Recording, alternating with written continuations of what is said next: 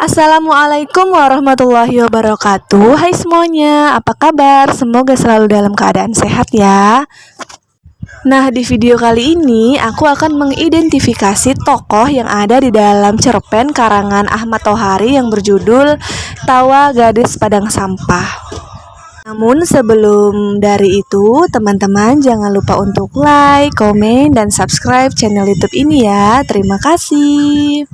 Adapun topik pembahasan aku yakni berapa kali jumlah tokoh muncul dalam cerpen dan berapa jumlah tokoh yang menjadi subjek dalam cerpen tersebut dan objek yang ada di dalam cerpen karangan Ahmad Tohari yang berjudul Tawa Gadis Padang Sampah.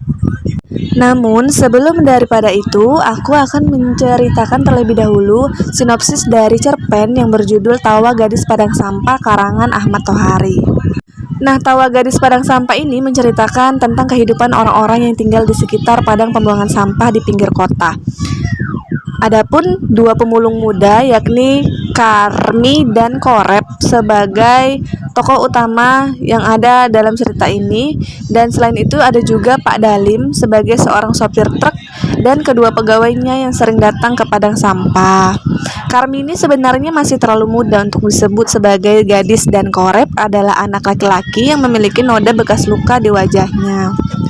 Suatu ketika, saat mereka memulung di padang sampah, Karmi mendapatkan satu sepatu kanan yang masih bagus dan memiliki ukuran yang sama seperti kakinya. Tetapi sepatu sebelah kiri tak kunjung ia dapatkan karena banyaknya tumpukan sampah di sana dan di sini. Hingga akhirnya semua warga padang sampah bersepakat untuk ikut membantu mencarikan sepatu kiri yang dicari oleh Karmi. Namun hasil tetap sama, tidak ditemukan hingga akhirnya dua pegawai Pak Dalim yang mendapatkannya saat mereka membawa tumpukan sampah dari mobil truk, dan ternyata benar itu adalah sepatu kiri yang dicari Karmi, sehingga mereka ikut senang saat mengetahui hal itu dan Karmi pun sangat bahagia. Nah, yang pertama kita akan mengidentifikasi kemunculan tokoh-tokoh yang ada di dalam cerpen Tawa Gadis Padang Sampah. Yang pertama itu Pak Dalim. Nah, Pak Dalim ini muncul di dalam cerpen sebanyak 5 kali, yaitu sebagai berikut.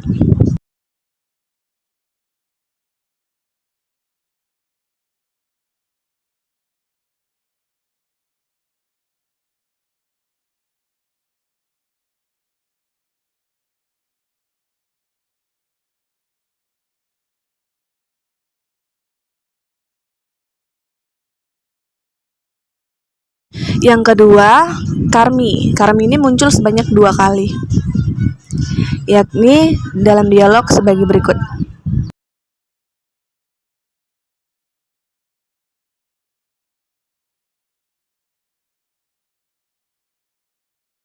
Selanjutnya, Korep. Korep ini muncul di dalam cerpen hanya 1 kali, yakni dengan dialog sebagai berikut.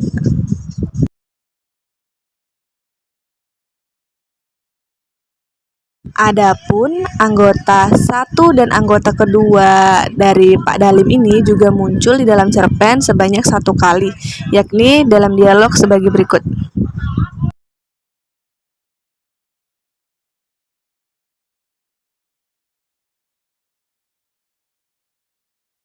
Nah, jadi oleh karena itu banyaknya kemunculan tokoh yang ada di dalam cerpen Tawa Gadis Padang Sampah ini adalah yang paling banyak itu Pak Dalim sebanyak 5 kali.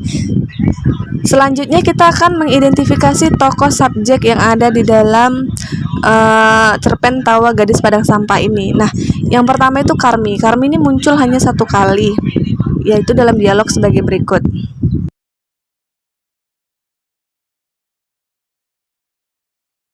Pak Dalim juga muncul sebagai subjek di dalam cerpen ini hanya 1 kali, yaitu dalam dialog sebagai berikut. Sedangkan Korep dan 2 anggota Pak Dalim itu tidak ada muncul sebagai subjek. Setelah kita mengetahui siapa saja tokoh-tokoh yang menjadi subjek dalam cerpen ini, yaitu Pak Dalim dan Karmi sama-sama unggul. Selanjutnya, mari kita identifikasi tokoh yang berdasarkan objek dalam cerpen Tawa Gadis Padang Sampah. Yang pertama, Karmi. Karmi ini muncul satu kali dengan dialog sebagai berikut.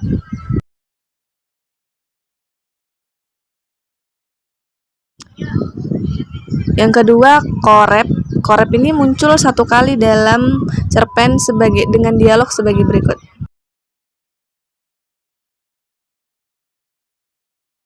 Pak Dalim muncul di dalam cerpen ini sebanyak 3 kali sebagai objek dengan dialog sebagai berikut.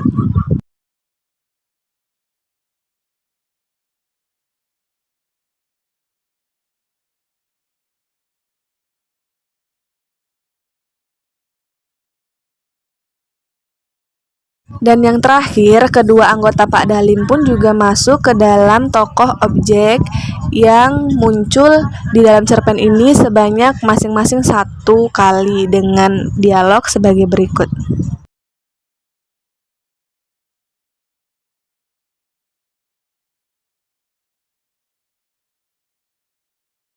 Nah, jadi secara keseluruhan hasil dari banyaknya tokoh yang muncul dalam tokoh yang berperan sebagai objek ini dalam cerpen ini ialah Pak Dalim, yaitu memiliki 3 kali kemunculan dalam cerpen Tawa Gadis Padang Sampah karya Ahmad Tohari. Baiklah teman-teman, mungkin cukup sampai di sini pembahasan dari saya. Jika terdapat kesalahan, saya mohon maaf dan saya ucapkan terima kasih atas perhatiannya. Saya akhiri, wabillahi taufiq wal hidayah. Wassalamualaikum warahmatullahi wabarakatuh.